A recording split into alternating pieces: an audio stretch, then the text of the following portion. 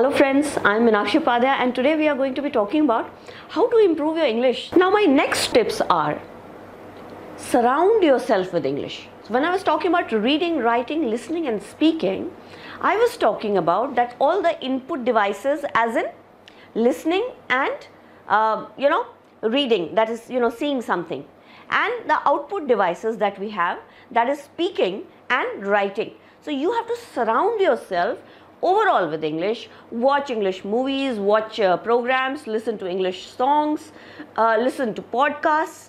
All that is going to help. Together with it, whenever there is a choice between reading something in your native language or reading something in English, please choose that. That is going to help.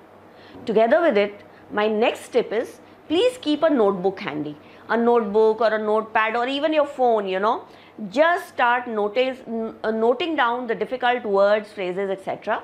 that you find. That is going to help you, because then you can just start revising that, whatever notes you're making daily. Don't make very lengthy notes. Alright, so these are 4 tips for today. Now in the next session, I'll be talking about some more tips to improve your language, improve your English. Thank you.